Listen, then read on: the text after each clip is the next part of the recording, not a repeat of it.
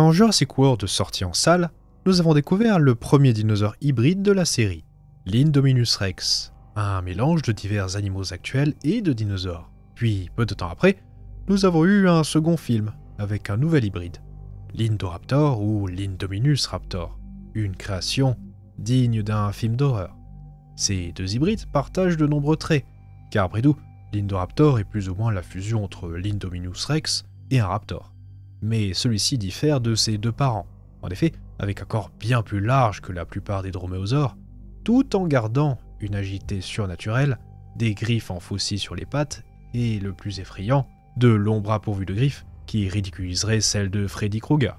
Et même s'il est moins imposant que l'Indominus Rex, ces caractéristiques le rendirent bien plus menaçant pour un être humain. Bien qu'étant un monstre de science-fiction, il y a fort longtemps, la nature elle-même donna vie à ses propres Indoraptors. Il y a 150 millions d'années pour être exact. Ainsi, au beau milieu du Mésozoïque, émergea un nouveau groupe de théropodes, les Mégaraptoriens. Comme l'hybride du film, ces dinosaures sont entourés de mystères, à cause du peu de fossiles leur appartenant. En effet, les paléontologues n'ont pas vraiment idée de leur lien de parenté.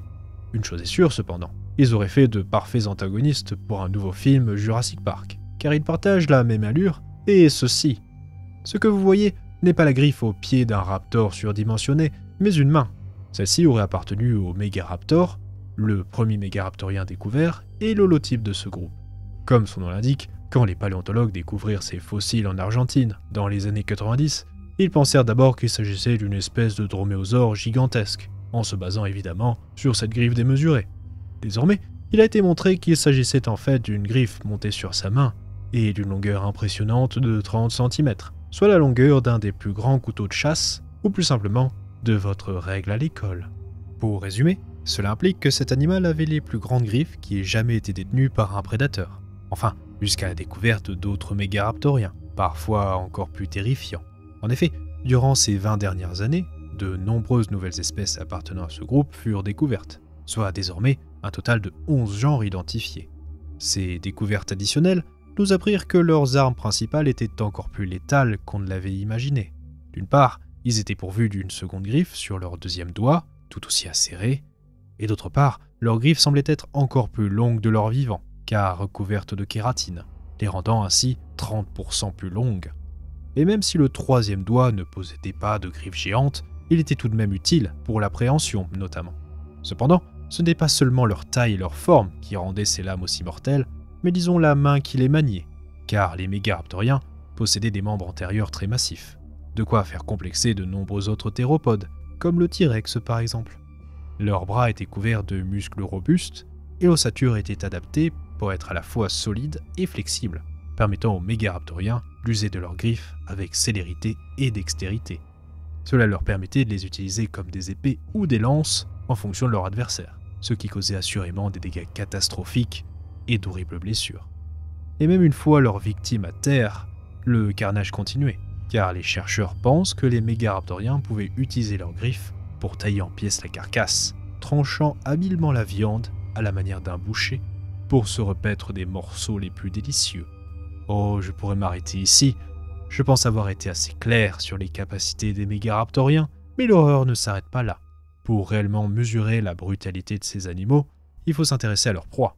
S'ils s'attaquaient à plus grand qu'eux, comme des céropodes, il est probable qu'ils usaient de leurs griffes pour lacérer encore et encore leur proie, avant d'enfin les mettre à terre, puis de les découper comme une bonne bavette. Dit comme ça, cela sonne comme un destin un peu enviable. Mais croyez-moi, pour les dinosaures de plus petite taille, équivalente à celle d'un humain par exemple, leur sort devait être bien pire. Ainsi, ils devaient attraper ces proies-là en les agrippant, puis les transpercer comme des brochettes à l'aide de leurs griffes, avant de les enfourner encore vivantes dans leur gueule garnie de crocs. Pour schématiser, imaginez quelqu'un en train de manger une part de pizza. Sauf que la pizza est vivante, empalée, et sûrement en train d'hurler de terreur. Ceci étant possible par leurs épaules et leurs bras uniques, permettant une large liberté de mouvement, ainsi que la capacité de soulever la nourriture jusqu'à leur bouche. En parlant de ça, bien qu'étant moins impressionnantes que leurs griffes, leur mâchoire n'était pas en reste, et tout aussi fascinante. Car contrairement à la plupart des prédateurs, qui disposent souvent d'une dentition similaire au sein de la même famille, les mégaraptoriens possédaient des dents fort différentes en fonction des genres. s'inspirant plus souvent d'autres groupes de théropodes. Par exemple, pour le Megaraptor, leurs dents à l'avant de la mâchoire étaient similaires à celles des Tyrannosauridés, épaisses à la base et en forme de croissant. Pour son cousin, le Murusraptor, les dents frontales étaient plutôt droites et pointues.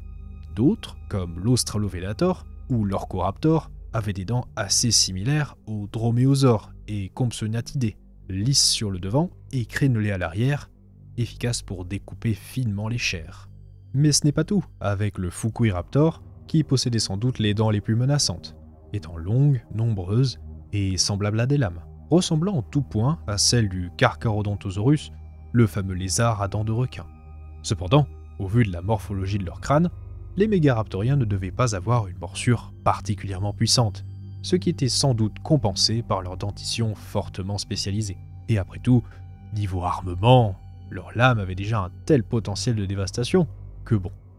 Mais cela fait un point de plus pour les mégaraptoriens sur l'Indoraptor qui ne possède lui que des dents assez courtes et peu spécialisées. Et la version préhistorique gagne aussi la palme de la taille, car parmi les spécimens découverts, l'Indoraptor se rapproche assez du gabarit de l'Aérostéon, un genre de mégaraptorien argentin d'une longueur de 7,50 m pour 1 tonne 100. Mais le fait est que l'Aérostéon est plutôt considéré comme de taille moyenne parmi ses cousins, très loin d'être le plus imposant. En fait, la moitié des mégaraptoriens l'étaient, avec par exemple l'Orcoraptor, le Megaraptor et le Trataenia, eux pouvant dépasser les 8 mètres de long. Avec de telles tailles, ils étaient parfois les plus grands prédateurs au sein de leur environnement, notamment en Australie, où le plus grand théropode y étant jamais découvert fut vraisemblablement un mégaraptorien. Un animal correspondant parfaitement aux standards de ce pays, si vous voulez mon avis. Mais ce n'est pas en Australie que vous trouverez le plus grand de ces monstres. Pour cela, il va falloir voyager en Argentine, au Crétacé supérieur, et si vous êtes particulièrement malchanceux, vous tomberez sur le maïp. Oui, le maïp. Mais ce nom, quelque peu amusant, ne lui rend à première vue pas vraiment justice, car ce prédateur était purement exceptionnel. En plus d'être le plus grand des mégaraptoriens, il était parmi les plus imposants de tous les théropodes, avec des fossiles suggérant une longueur de 10 mètres, supérieure aux plus grands allosaures jamais découverts. À cette taille, il était le plus grand et le plus terrifiant prédateur d'Argentine durant son époque, sans doute capable de chasser n'importe quel type de dinosaure, comme toute une variété d'ankylosaures, d'hadrosaures ou d'ornithopodes. Il pouvait sans doute même abattre des titanosaures, comme le nulotitan, en utilisant ses fameuses griffes, mutilant et lacérant le pauvre herbivore géant jusqu'à ce qu'il s'effondre. En effet, bien qu'aucune griffe de maïp ne fût découverte à ce jour, les chercheurs estiment en se basant sur ses cousins qu'elles étaient longues d'au moins 37,5 cm, faisant de ce dinosaure le prédateur ayant les plus grandes griffes de l'histoire. Son nom, peu intimidant pour nous Français, fait pourtant référence au danger que représentait cet animal. Maïp est, dans la mythologie Aoniken de Patagonie, l'ombre de la morte glaçant de l'intérieur. Donc, oui, voilà. Croisez au détour d'une clairière l'une de ces charmantes bestioles, ou n'importe quel mégaraptorien d'ailleurs, vous glacerez sans doute de terreur. Mais le pire sera quand il s'élancera sur vous, car dès la première foulée, vous réaliserez qu'il est bien trop rapide pour un animal de cette taille. De nombreux dinosaures avaient des os plus ou moins creux ou alvéolés, mais chez les mégaraptoriens, cette alvéolisation est poussée à des niveaux extrêmes, au point où, à l'exception du Neovenator, aucun théropode n'avait des os aussi légers. Tous les ossements retrouvés possédaient cette caractéristique, mais l'ilium, les vertèbres et les côtes étaient particulièrement creuses, ce qui signifie que les mégaraptoriens étaient extrêmement légers pour leur taille. Par exemple, le Megaraptor n'aurait pesé qu'1 tonne, tandis que l'Allosaurus, de taille similaire, était potentiellement 50% plus lourd. Et pour pousser encore plus loin, l'Australovenator, bien que mesurant 6 mètres de long, n'aurait probablement pesé pas plus de 310 kg. Avec ceci, les paléontologues pensent que certains genres étaient les guépards de leur environnement. Il est néanmoins probable qu'ils étaient tous des tueurs très rapides et agiles, un peu comme des ninjas préhistoriques, armés de choukos géants, préférant les embuscades aux combats d'attrition. Enfin, les mégaraptoriens avaient les os des pattes postérieures très sveltes, assez similaires aux célurosaures, indiquant donc des jambes adaptées à la course. Bien qu'utilisant cette panoplie d'armes majoritairement sur leur proie, quelques fossiles indiquent qu'ils les utilisaient aussi sur leurs rivaux. En effet, un spécimen de Murusraptor, un autre mégaraptorien argentin, fut découvert avec les traces d'une infection sur sa boîte crânienne. 2 perforations à la base du crâne furent identifiées comme en étant la cause. Et en comparant avec ses propres dents, les paléontologues ont conclu que son agresseur était un autre Murus raptor. Les dégâts étaient tellement importants que les scientifiques ayant étudié le crâne pensent que cet individu avait 50% de chance de succomber à cette blessure. Entre leur tempérament et leur physique, il n'est pas étonnant que les mégaraptoriens se soient établis et ont prospéré sur 3 différents continents, l'Australie, l'Asie et l'Amérique du Sud. Et ils étaient assez communs en Argentine, en Australie, en Thaïlande et au Japon. Dans ces pays, si vous vouliez éviter ces Freddy Krueger sous stéroïdes, il aurait fallu éviter les cours d'eau. En effet, de nombreux indices suggèrent qu'ils affectionnaient les zones plutôt humides, comme les bords des fleuves ou la côte maritime, où les proies étaient abondantes et très diversifiées. Certaines hypothèses proposent même que certains genres chassaient de temps en temps des animaux marins ou semi-aquatiques, comme des crocodiliens, des tortues et de gros poissons. Pour tout vous dire, certains paléontologues pensaient que, tout comme le Spinosaurus, les mégaraptoriens utilisaient leurs griffes plutôt pour pêcher, mais avec la découverte de nouveaux fossiles, cette hypothèse a été réfutée et le consensus actuel est qu'il s'agissait bien de prédateurs terrestres, souvent même étant les superprédateurs de leur environnement. Ce n'était pas toujours le cas, le registre fossile indiquant une certaine rivalité avec les Carcharodontosauridae, souvent plus imposants et spécialisés dans la chasse au gros gibier. Cette compétition eut lieu principalement en Amérique du Sud, où les mégaraptoriens devaient parier sur l'agilité et la vitesse. Ainsi, on observe que ce n'est seulement qu'après la disparition des Carcharodontosauridae que nos amis griffus commencèrent à gagner en taille. Un fait amusant est que, malgré cette rivalité, ces 2 taxons partageaient quelques similarités, comme la forme et la taille de leur boîte crânienne, indiquant potentiellement un degré d'intelligence identique. Or, d'autres études avaient comparé l'intelligence des Carcharodontosauridae à celle des crocodiliens actuels. Et malgré les préjugés, ces animaux sont tous sauf idiots. Des crocodiles ont déjà été aperçus tendre des pièges, se coordonner entre eux, voire même utiliser des appâts pour tromper leur proie. Donc si cette théorie est véridique, et que les Carcharodontosauridae, et par extension les mégaraptoriens, disposaient d'un tel degré d'intelligence, aucun herbivore n'était à l'abri. En dépit de leur similarité et de leurs relations conflictuelles, les mégaraptoriens n'étaient vraisemblablement pas apparentés aux Carcharodontosauridae. En fait, personne ne sait vraiment ce qu'étaient ces monstres énigmatiques. Évidemment, ils forment une famille clairement identifiable, mais le groupe plus large auquel ils appartiennent reste encore un mystère. Comme leur nom le suggère, les paléontologues ont d'abord pensé à des droméosaures, mais cela fut vite rejeté, vu de l'absence de la griffe caractéristique des vrais raptors. Puis, avec leurs os très creux et légers, on pensa qu'ils étaient des Neovenatoridés, mais ça ne tenait pas vraiment. Aujourd'hui, 2 écoles se disputent la question. La première prétendrait que les mégaraptoriens appartiendraient aux Tyrannosauroidea, faisant d'eux les plus proches cousins des Tyrannosauridés.